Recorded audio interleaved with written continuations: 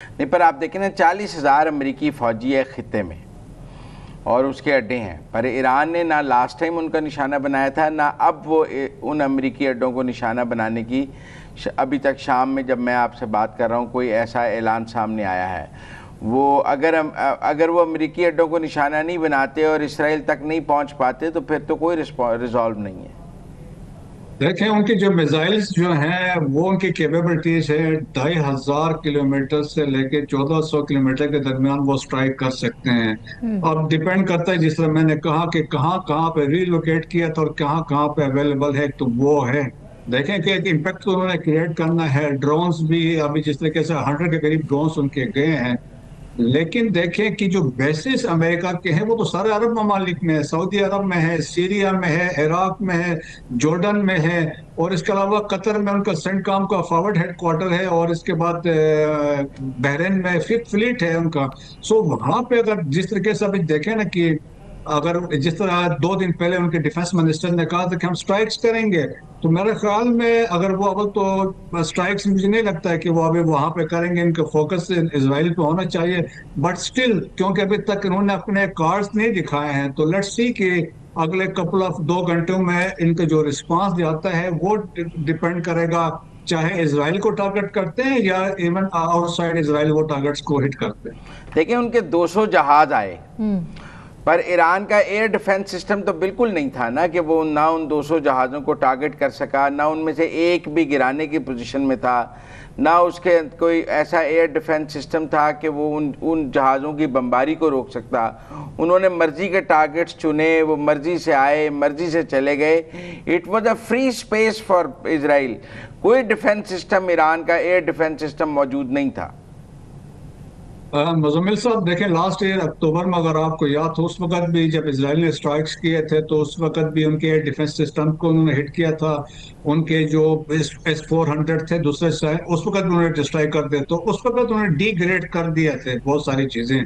तो that's why उन्होंने एक अपॉर्चुनिटी या उनका समझ लेके एक बेनिफिट हुआ। देयरफॉर उनकी एयर डिफेंस सिस्टम कुछ रिस्पांस ही वो नहीं कर सके हैं, तो उस हिसाब से तो सीरियस एक किस्म की सेटबैक है। लेकिन देखें कि मुजम्मिल साहब, अगर हम इस सिचुएशन को रिलेट करें with that of south Asia, जिस तरीके से इसराइल ने, अब देखें, हिंदू इंडिया और जो इसराइल के नेक्सस है जो पाकिस्तान के खिलाफ बहुत पहले से भी चले आ रहे हैं। 1986 में भी इनका प्लानिंग थी पाकिस्तान को स्ट्राइक्स करने के लिए, 1998 में भी थी, और बालाकोट स्ट्राइक्स में भी स्पाइस 2000 जो मिसाइल थे वो इसराइल ने दिए थे। अभी आपने रिसेंट मार्के हक में देखा, हेरोप ड्रोन्स थे, वो भी इसराइल थे, इसराइल के थे, और 15 से 20 इसराइली वो श्रीनगर में बैठे हुए थे। सो इनका एक नेक्सिस है। सो देखे कि जिस तरीके से ये ऑपरेशन अभी हुआ है, और मेरे ख्याल में इसको यकीनन इंडिया भी देख रहा होगा, और इंडिया इसको सोच रहा होगा कि मैं भी किसी तरीके से इसको फॉलो करूं।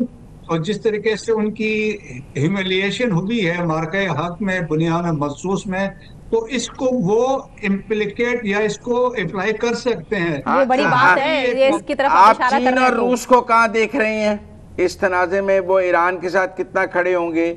जैसे मगरब ने और अमेरिका ने यूक्रेन को असला दिया है रूस से लड़ने के लिए, क्या चीन और रूस जो हैं वो ईरान को असला देंगे इसराइल से लड़ने के लिए?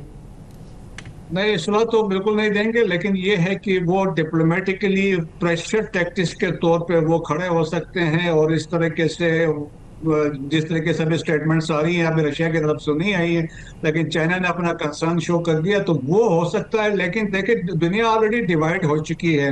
चाइना और रशिया का एक कैंप है, दूसरा अमेरिका का कैंप है, और अभी इसके दरमियान में एक तरफा अफवाह दरमियान में स्टार्ट हो चुकी है।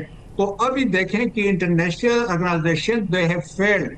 तो इसलिए चाइना ने रिसेंटली लॉन्च किया था हांगकांग में, जिसमें Pakistan is one of the को सिग्नेटरीज, जिसमें इंटरनेशनल ऑर्गेनाइजेशन बनी फॉर मेडिएशन।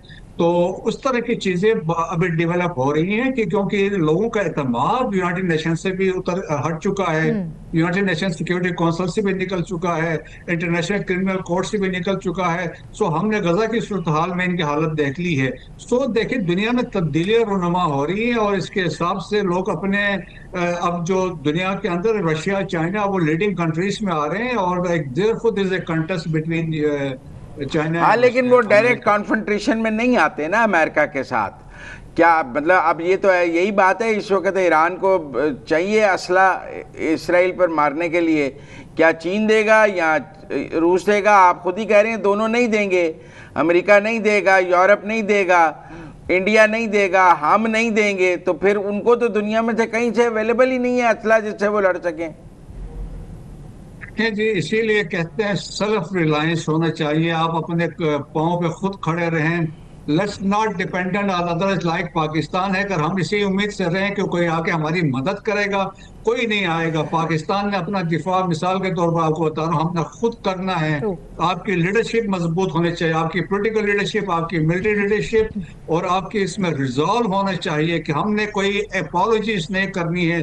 और वी डिमॉन्स्ट्रेटेड ड्यूरिंग मार्के हक में, जब आपकी स्ट्रेटेजिक क्लैरिटी थी, जब उन्होंने 9 टारगेट्स पे अटैक किया, हमने अटैक 26 टारगेट्स पे किया और स्ट्रेटेजिक टारगेट्स पे किया, तो यहाँ पे डिफरेंस बनता है। और पाकिस्तान अल्हम्दुलिल्लाह जिस तरीके से अपने कन्वेंशनल हमारी ताकत है, और हमने तो देखा अपने मिसाइल्स पे तो हाथ नहीं लगाए। फतेह 1 और फतेह 2 तो हमारे नहीं, के पास मैं ईरान पे ही बात करना चाहता हूँ। तो पाकिस्तान ने तो किया, लेकिन क्या खामनाई रजीम के लिए ये एंड गेम नहीं है? क्योंकि वो अगर उन शिकस्त होगी, वो लड़ नहीं सकेंगे आगे, और इसराइल के हमले 1-1.5 माह ऐसे ही जारी रहे, तो this could be an end to Khamenei regime. नहीं, देखें कि बिल्कुल दुनिया की कोशिश तो यही है कि रिजीम चेंज करे। विदिन ईरान के अंदर से भी ग्रुप है, लेकिन अभी एक ऐसा मौका है, मेरे ख्याल में ईरानीज जो हैं वो मुतहद रहेंगे और अंडर रहबर के अंडर रहेंगे। और डिपेंड करता है कि इंटरनेशनल कम्युनिटी कितनी प्रिवेल करती है, मिडिल ईस्ट में अरब कंट्रीज कितना इस पर अपना आपको एक्सर्ट करते हैं और हमलों को रोकने के लिए। लेकिन जो कल आज रात को जो सुबह अमेरिका में होगी, और जिसमें नेशनल सिक्योरिटी काउंसिल का जो इजलास हो रहा है, इसके बाद जो डिसीजंस होंगे वो बड़े इंपॉर्टेंट होंगे। उससे वी कैन मेक आउट की चीजें किस तरफ जाती हैं। ठीक है, ठीक है।